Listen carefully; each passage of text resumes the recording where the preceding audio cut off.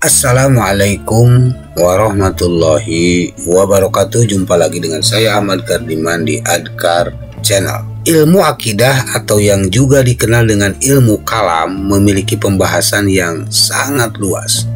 Paradigma pembahasannya pun beraneka ragam. Ada yang sangat tekstual, ada pula yang kebablasan mengedepankan rasio dalam disiplin ilmu ini. Ulama Ahlussunnah wal Jamaah atau aswaja memainkan peran sangat vital dalam menjaga sikap moderat di antara keduanya. Mereka mendasarkan diri pada argumentasi nalar yang seimbang dalam menyikapi teks Al-Quran dan hadis. Di antara ulama aswaja yang sangat berperan dalam menjaga benteng akidah adalah Syekh Muhammad bin Yusuf As-Sanusi. Menurut Syekh Muhammad bin Yusuf As-Sanusi dalam kitab Muqaddimah Sanusiyah, terdapat 7 sumber kesesatan dalam ilmu akidah yang harus diwaspadai, yaitu yang pertama, penciptaan sebagai kewajiban bagi Allah Sang Pencipta. Ini adalah kesesatan yang menjalar di kalangan para filosof Yunani di masa lampau yang meracuni beberapa sekte menyimpang dalam Islam di kemudian hari. Mereka berkeyakinan bahwa eksistensi Tuhan diukur dengan bukti adanya penciptaan berupa alam semesta. Para filsuf Yunani berkeyakinan seandainya Tuhan tidak menciptakan alam semesta,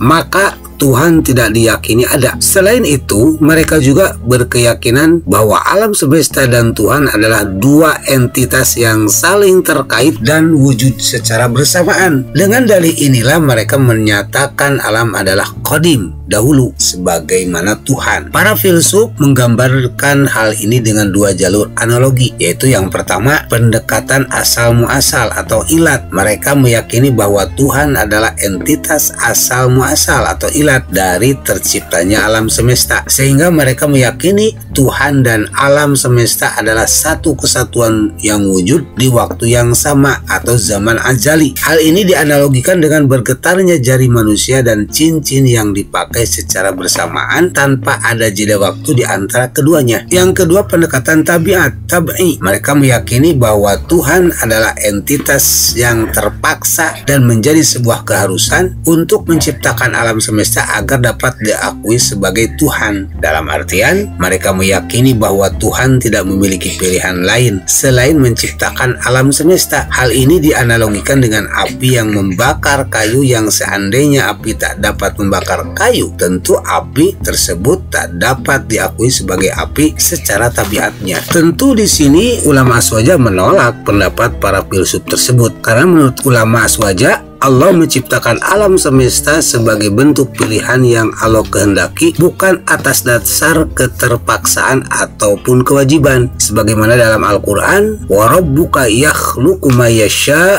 wa yakhtaru ma kana lahumul khiyarah subhanallahi wa ta'ala amma yusyrikun. Dan Tuhanmu menciptakan dan memilih apa yang Dia kehendaki. Bagi mereka manusia tidak ada pilihan. Maha suci Allah dan maha tinggi Dia dari apa yang mereka persekutukan. Quran Surat Al-Qasas ayat 68. Perlu dicatat bahwa menurut ulama aswaja, sifat menciptakan adalah sifat jaiz, yang bermakna Allah berhak untuk menciptakan ataupun tidak menciptakan tanpa ada paksaan apapun. Sedangkan alam semesta adalah ciptaan Allah yang bersifat hadis atau baru datang, bukan sesuatu yang qadim, dahulu. Yang kedua, kebaikan secara akal adalah kewajiban bagi Allah. Awalnya sesat pikir ini diproklamasikan oleh ajaran Brahmana dari kebudayaan India kuno yang meracuni sekte Mu'tazilah di kemudian hari.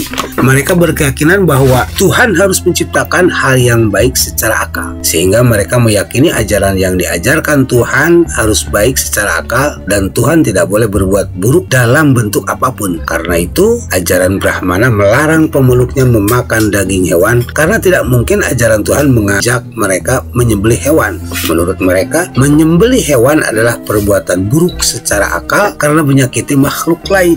Kesesatan ini dilanjutkan oleh sekte Mu'tazilah yang menyatakan bahwa akal adalah timbangan utama mengenai kebaikan dan keburukan.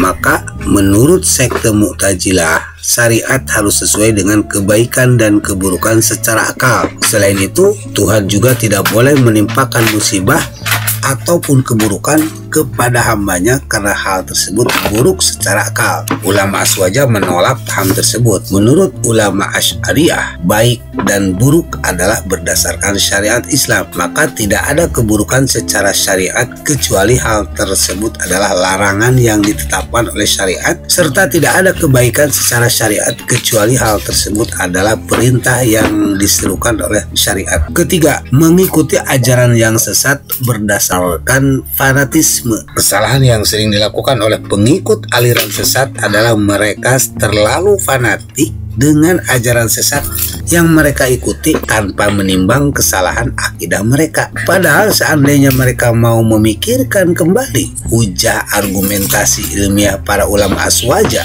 dalam menolak penyimpangan akidah, niscaya mereka akan bertobat dari kesesatan yang mereka ikuti. Karena pada dasarnya ulama Aswaja dari zaman ke zaman selalu memakai pemikiran yang logis dan argumentasi yang kokoh dalam mempertahankan benteng akidah Ahlus Sunnah wal Jamaah. Yang keempat, menjadikan adat kebiasaan sebagai landasan sebab akibat. Hal ini ditunjukkan dengan keyakinan bahwa adanya sifat kenyang adalah imbas dari makan, adanya sifat terbakar adalah imbas dari api, adanya kesehatan adalah imbas dari obat dan sejenisnya. Kesesatan ini adalah imbas dari menafikan peran Allah sebagai zat yang menciptakan sebab dan akibat. Padahal ulama Aswaja telah menyatakan bahwa sebuah sebab tidak akan berimbas kepada akibat yang kita kenal secara adat kebiasaan kecuali dengan izin Allah. Misal contoh, api tidak akan berimbas membakar kecuali atas izin dan takdir Allah. Terbukti dengan kisah Nabi Ibrahim yang dilemparkan ke dalam bara api dan beliau tidak terbakar atas izin dan takdir Allah. Yang kelima, kesalahan pemikiran yang tidak sesuai dengan kebenaran. Kita meyakini bahwa kebenaran yang sesuai dengan ajaran baginda Nabi Muhammad SAW